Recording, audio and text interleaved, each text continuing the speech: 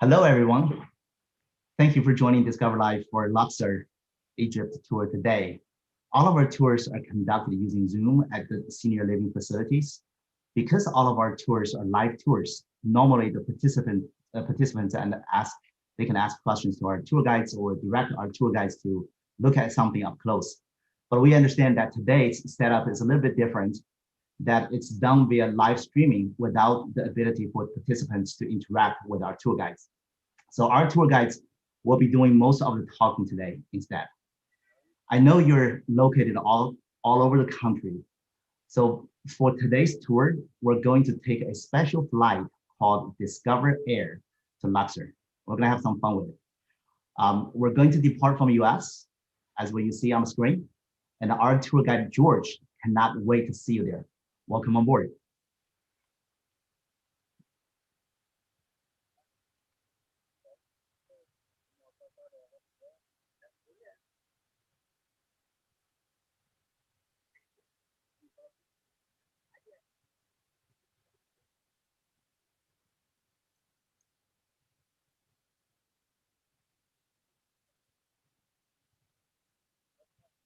All right, let's all say hello to George.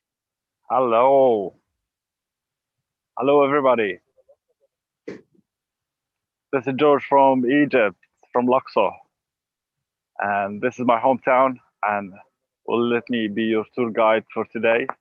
I'll take you around Luxor Temple. And we're going to start our tour today. One of the last things discovered in Luxor Temple. And this was the Luxor Sphinx Road. This is the statues, we call it sphinxes, and mixtures of heads, king, and a lion body. It goes all the way for another 2 miles away from here, all the way to the south where Karnak Temple located. Karnak, it's the big extension there dedicated to the same god. And for the same god, dedicated another smaller temple, it's called Luxor Temple. Here, the idea of this road to serve as a processional way used during festivals in ancient Egypt. And you let me take you back with the history to the golden age of the pharaohs, to a period it was called the New Kingdom, and this is when Luxor became the capital of the Egyptian Empire. This city, it was called Waset, and maybe you know the Greek name, which was called Thebes. Thebes became the capital of the Egyptian Empire, and this is around 1500 BC. And to help you to understand this period of time, this is 1,000 years after the pyramid constructed in the what we call it the Old Kingdom. But now this monument dating back to the golden age of the pharaohs, and this is the New Kingdom. And lots of the names of the famous pharaohs, we're going to hear it today in our tour to Luxor Temple. The temple was dedicated to the god of the temple, was called Amun Ra. Amun, he's the supreme and the universal god. He was not only a local worshipped by the local inhabitants of the city of Luxor, but he was the supreme and universal, worshipped with his wife and the son to complete the idea of the Holy Triad. His wife was called Mut, and his son was called Khonsu. The temple standed and erected here to honor and to worship this god, Amun Ra. The first image we're standing in front of him is Ramesses, one of the newest part added to the temple. The temple constructed from inside to outside. The oldest part of the temple, and this is when we go inside the temple, dating back to 1400 BC. The newest part of the temple is going to be the last addition, the outsider part, like where we're standing now. As you can see, the pylons and the facade of the temple consist of 2 big towers. In front of these 2 towers, there are 6 statues, 2 seated guarding the entrance of the temple, and 4 standing in different positions. I want to tell you about the first position. When you see the king with his left leg in front, this is a typical warrior attitude and stand. And when he stands with his both legs next to each other, like the last statue on the left-hand side, means he's alive. Typical to cross his arm and to hold the flail and rock, the two royal symbols. And we're supposed to be two obelisks in front of the temple. One still standing on the left-hand side, but there on the left, on the right, you can see only the base of the second one is supposed to be decorating the entrance with two big obelisks made out of rose granite. A very hard material, comes from Aswan, a border city in Egypt and in the Egyptian Empire in the old days. And this is from where they brought all these big pieces of granite from. It's around 200 miles away from here. Shipped it in boats and then sail all the way north to erect and to be decorated and to be covered the top part of the obelisk with the gold and silver. It's one giant piece of granite. It's around 70 foot high and around 250 ton weight. The other obelisk, which is supposed to be in front there, it's now in the Place de Concorde in Paris. In 1830, it was given to the French to be erected on the Place de Concorde in Paris. And the French in return, they gave Muhammad Ali, the king of Egypt during these days, a clock, which now in Muhammad Ali Mosque in Cairo. This is typical entrance and typical facade of the temples dating back to 1400 BC. The temple starts with pylons, and with the two big windows there, it's supposed to be flags going around beside the statues. There were supposed to be two big flags, then three statues on one side, one seated and two standing, and an obelisk, and then an obelisk, and one seated statue, and then another two standing statue with the flags hanged onto the windows there. The obelisk idea is a link between the king himself and the gods. That's why it's all inscribed and decorated with the name of Ramesses II. All of his name and his title beautifully carved into the heart of the granite stone. I want to show you another spot. Maybe you could see better the hieroglyphs and writing the great all the way, all the obelisk. This is the gray granite and another giant pieces of stone.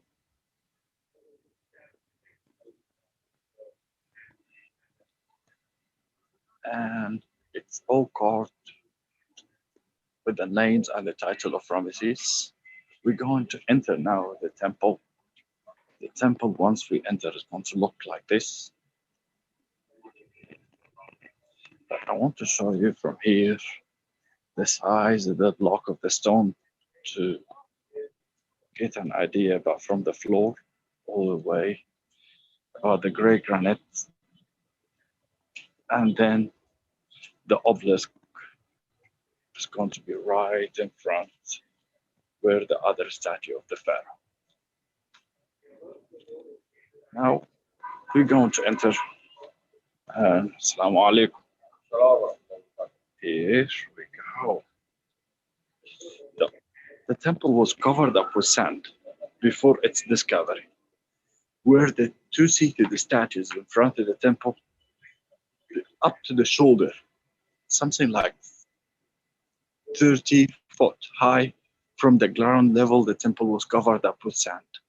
And this is when the temple was forgotten for many years, and the Christianity came up to Egypt and became the main religion to the Egyptians. And then Islam came to Egypt in 600. During these years, the temple was forgotten and somewhere was left. And the sand and the dust of the river Nile brought the silt with the annual flood of the Nile, started to cover the temple, to change the ground level of the temple to much higher, reach all the way to the capitals of these cults. So the temple was almost totally covered up with the sand. Only the high parts of the temple, like these big walls, was stacking off the sand level. That's why when we look there to the right hand side, we're going to see the old entrance of the mosque, which were built on top of the sand level. And the entrance, it was there to the left hand side. Underneath the mosque, there were also a church covered up with sand. And these rectangular windows, you can see it on the walls. This is the remains of the old church, which is dating back to 480. When the church will start to be covered up with sand, the mosque built on top of it. So what I'm trying to say, still underneath the mosque, if you look to the left-hand side, you can see the columns of the temple. And underneath the mosque, which is dating back to the 12th century, the columns of the temple, to be similar, to continue like this. The open court was consist of a double row of columns from the style of the papyrus columns. And between each column, there were supposed to be a granite statue for the pharaoh standing on the warrior position with his left leg in front. Represents Ramesses II, the founder of this part of the temple, dating back to 1200 BC, to what we call it the 19th dynasty. This is an idea of some of the heads of the statue was badly damaged because of the people lived later on top of the temple, and they built houses on top of the temple. This is the best conditioned statue of all the statues were found was exist here, of a seated statue for the pharaoh Ramesses guarding the entrance of the temple. The four of them, they were all cut from the same size of one block of gray granite.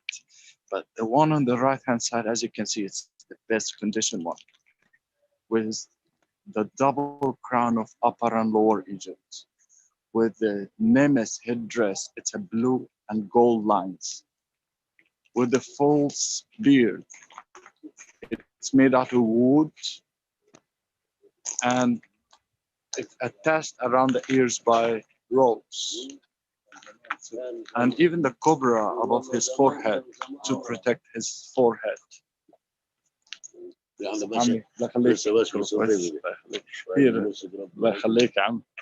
And here we have another view of the statue of the gray granite. Let's continue to the open court, because here on the left hand side, this is the best part. This gives you a great idea how these used to look like in the old days. As statues were erected between the columns of the pharaoh. The size of the statues are massive, of gray granite, so you can see how much Ramesses loved himself. So good to have people so you can have this, imagine the size of the statues and how much effort done by the early Egyptians, by the Egyptians, by the way, as the representative of the God on earth. So when the God wants to talk to the people, he's talking through the king, and any decisions come from the king, it's a divine inspiration.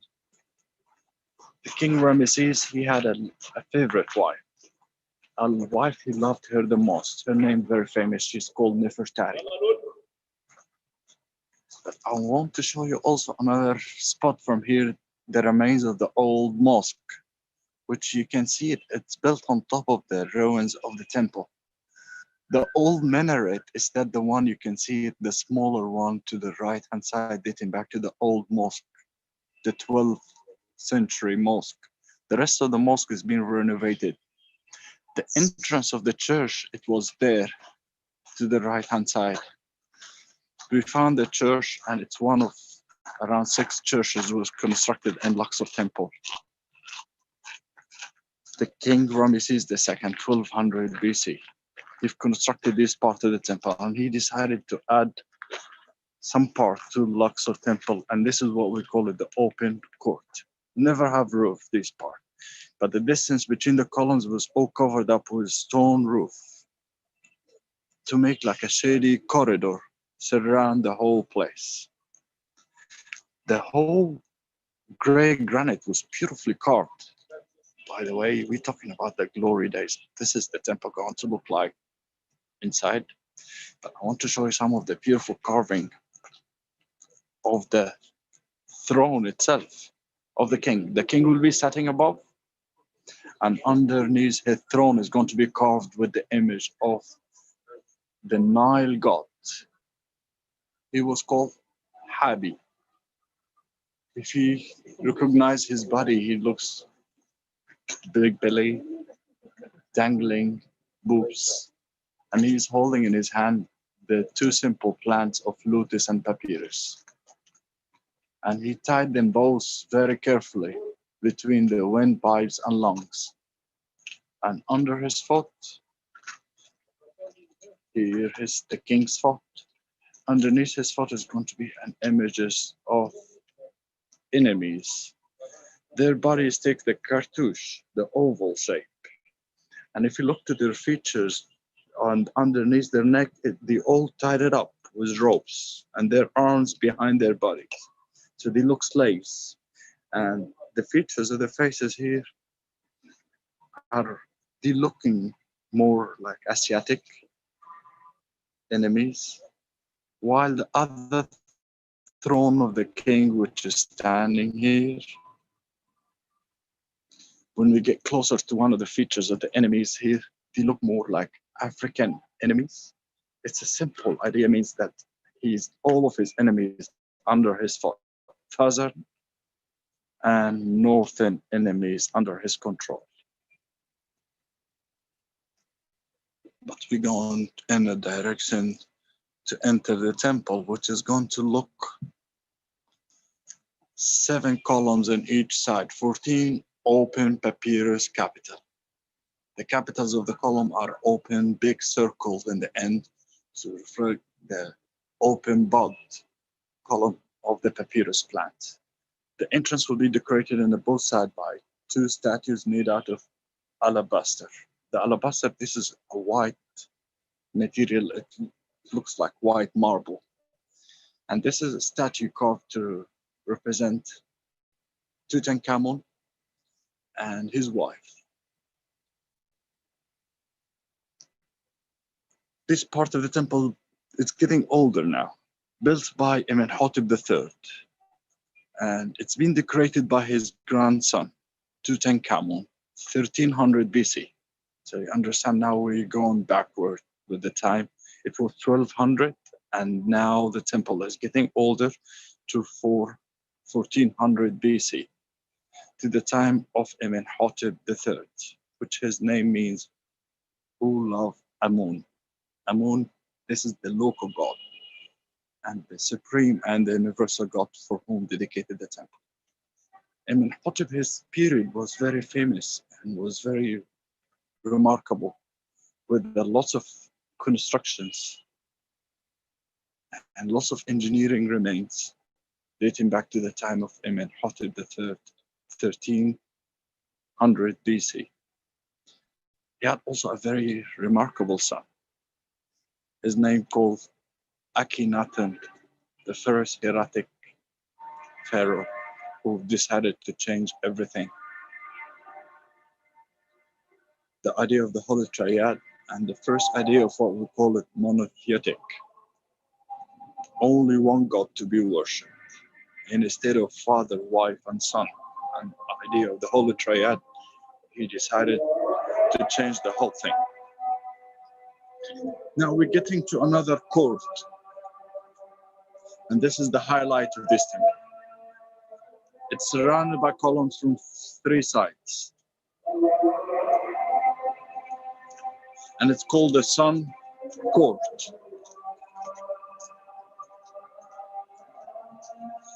The Sun Court, it's all having a double row of columns. So it's supposed to be a double row here and there. Then this is big number of columns in the end there. It's called the forest. And the open court, the sun court style of columns, it's another papyrus columns.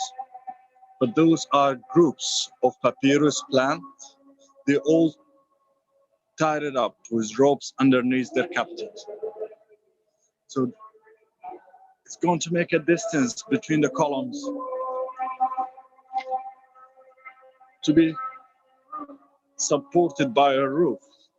So the roof is badly damaged these days, but I want you to imagine between the columns, capitals, they were a big rectangular pieces of stone made out of sandstone, the same material of the columns, sandstone, to support a roof to make a shady corridor here.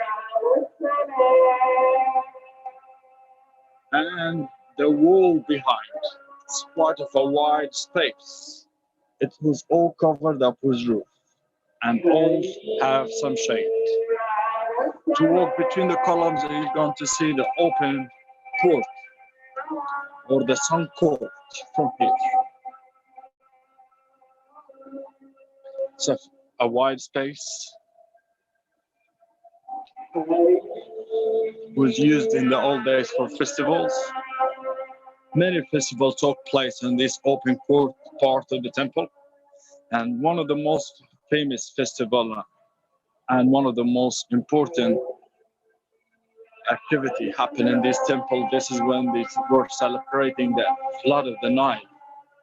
And this is when the temple received the statues of the gods.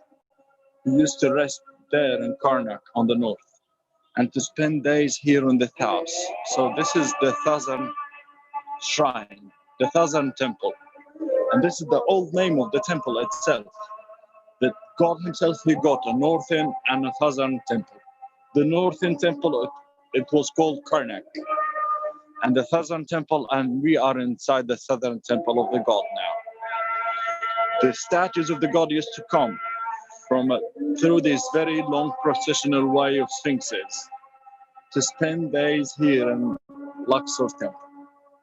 And during these days, the whole Egyptian used to celebrate the Opet festival, the festival of the river Nile, the festival when the Nile comes to renovate the life and to renovate the fields and the plants to grow.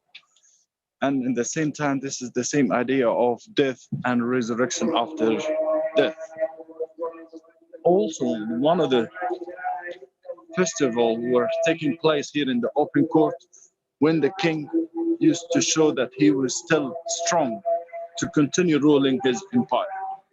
To prove in front of everyone who was watching him that he was strong, to fight with a strong animal. This was taking place every 3 years, and the king fight with an oxen or fight with a big animal, tying the oxen from his horns and his legs to make it tied up and controlled in the open court here. And the whole people will be watching the king from behind a column, proving that he's still strong and he's still young, able to continue ruling the empire. This is another festival. It was called Hepset, and the young king used to be trained, waiting for this moment to prove in front of everyone that he is strong enough to be able to continue to rule the Egyptian kingdom. This part of the temple is called the forests because of this number of columns are huge, are next to each other. And this forest part, because in the Egyptian mythology and the Egyptian beliefs that those columns are only plants growing from earth to carry the sky. So always the floor represents a god of earth. And from the god of earth, the plants are growing to reach to the sky to carry. That's why most of the Egyptian temples, when there were remains of the ceiling, you will see it painted in blue background with some yellow stars to look like a sky. This was all painted. The temple was carved and the columns was cut it down, and the columns then tied up with ropes and to make the capital looks like groups of plants. But then after, everything should be painted every year before the festival of the Nile festival, of the Opet festival. here there's some remains of the color. You can see it.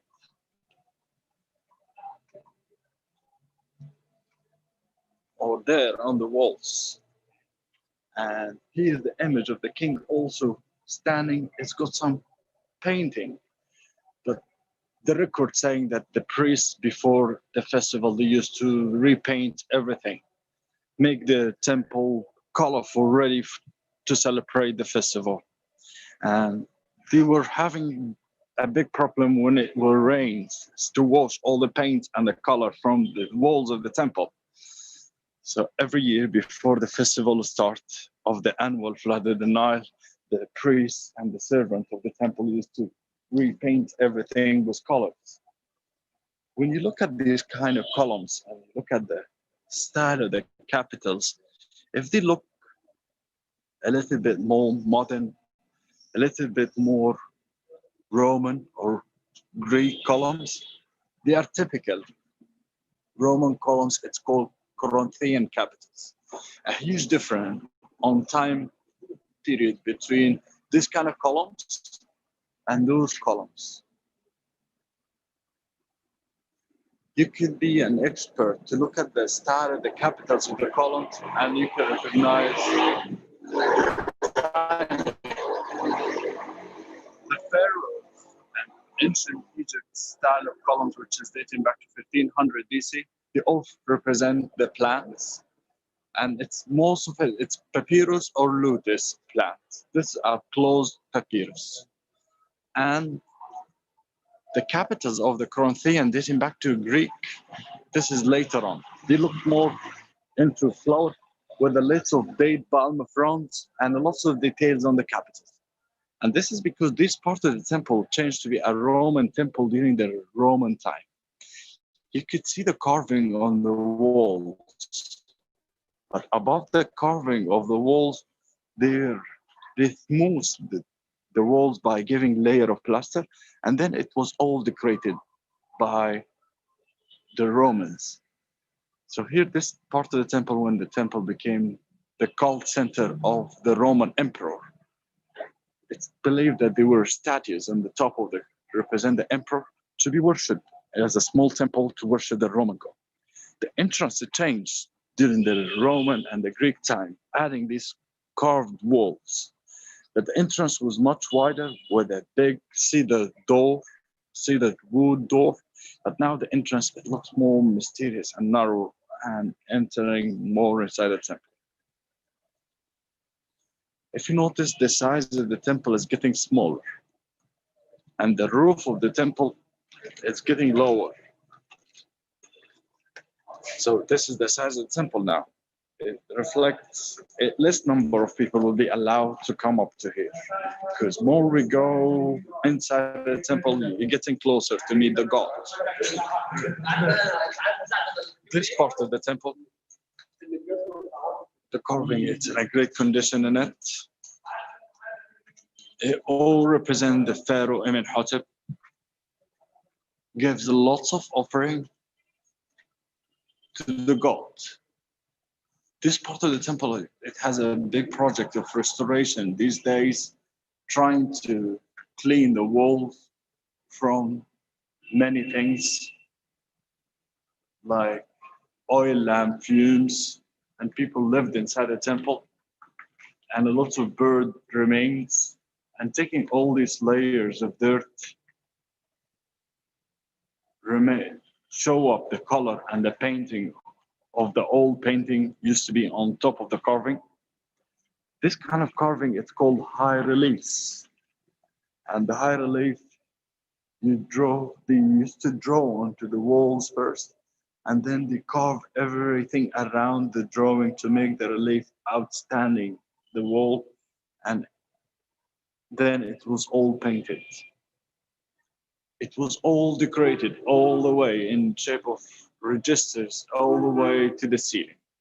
This is a good remains of the ceiling to show you the stone roof and how the wall carrying with the column, this roof, to make this all part and shady decorated part. And this is the idea about these parts, because the God, we're getting closer to meet the God.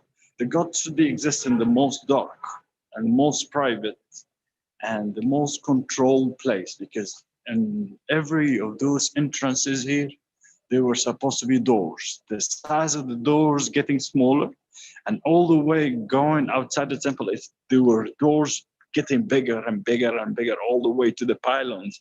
The entrance of the temple, it used to have a huge door. Now we do have two rooms inside each other. A big one built by Amenhotep III, and a small one exists inside, built later on by Alexander the Great. So we are into two chapels and two Holy of Holies. A big one was exist earlier, and this is the remains of it. And you can see the carving onto the walls, dating back to 1300 BC. And the entrance used to look like. And the decoration right above the entrance is in a great condition. And the outer room, built by Amenhotep III, it was there.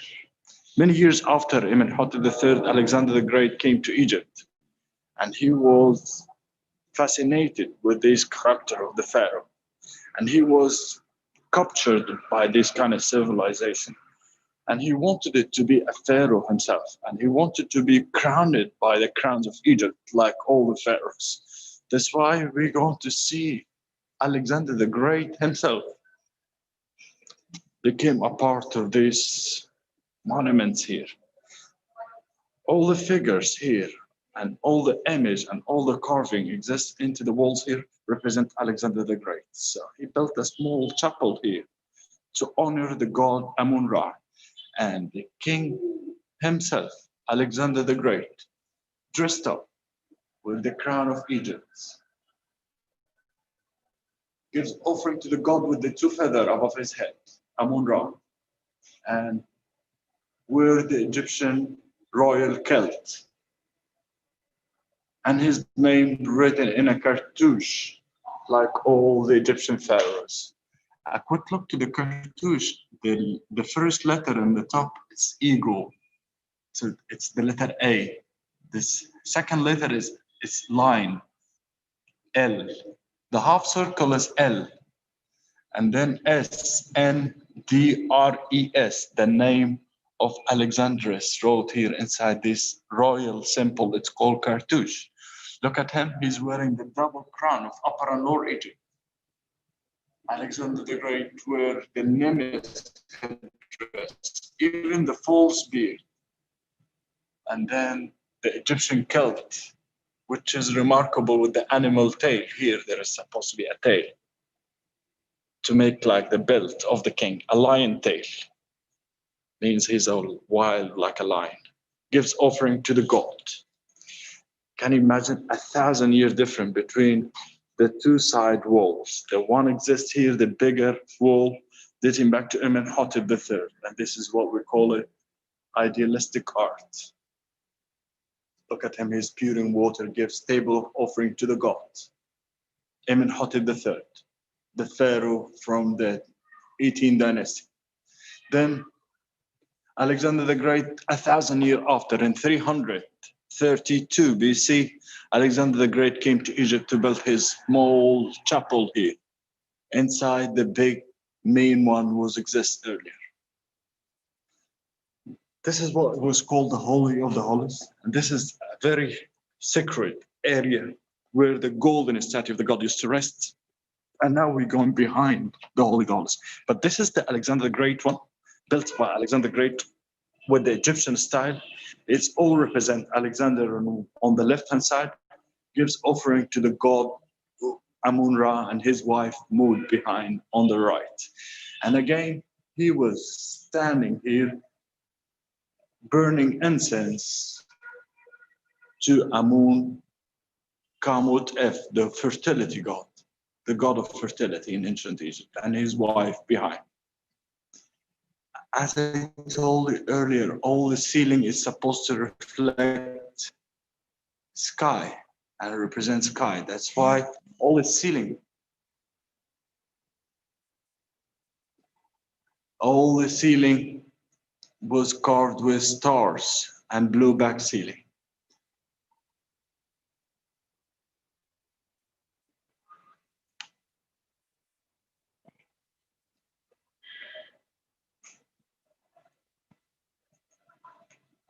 Now we're going more inside the temple to see the end and the last part of the temple. Behind the holy, it exists areas should be inside the temple, like this storage part of the temple, and they are consist of 6 columns on the right, 6 on the left, to be all in the total 12 columns, and it would be all covered up with roof to cover the whole area with these big rectangular pieces of stone. The roof itself has got some square holes. When the sun above, the lights will come in shape of beams of lights and columns of lights. And this area, I believe this was the library and the zoo of the temple and the warehouse of the temple. And also all the temple must have a lake, a sacred lake. This was used for purification of the priests, and somewhere got to do with the tax collecting, because they could measure through this lake the water level and the flood and the amount of water. And every year when there were more water, means more taxes will be collected from the farmer. And when there is less water, means less taxes will be asked to be collected. And it's all got to be related to the God who gave us this water, and the God who's asking everyone to pay this amount of taxes this year. The voice you heard it earlier, this was the prayer coming from the mosque of Abul Haggag, the mosque we just saw. And it's 5 times during the day. And this is the last prayer of today, because then the first one is going to be the morning, very early morning one with the sunrise at 4 o'clock in the morning. We're walking outside the temple now. And this is the open museum. It's all pieces of stone. They got numbers, stamped with number, in order to know where it's going to fit in future, because it's hundreds of pieces of stone.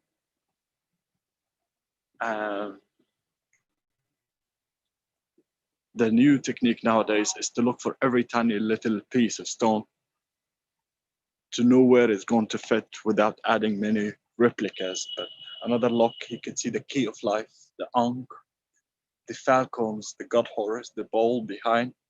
It's all carved, and every single piece stone here has got some carving. It's got a story come from ancient Egypt. We're going back again to the temple. Thank you for your lesson today. I hope you enjoyed.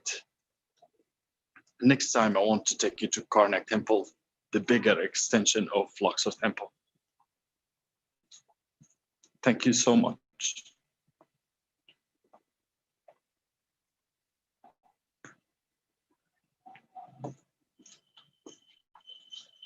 You are muted, Jay. Yes. Yeah, sorry, everybody. I think our time goes by really fast. I want to thank everybody watching this tour, and I also want to thank George for giving us this wonderful tour as well. We're only covered a small portion of the Luxor Temple. So I hope everybody can join us again to continue this journey.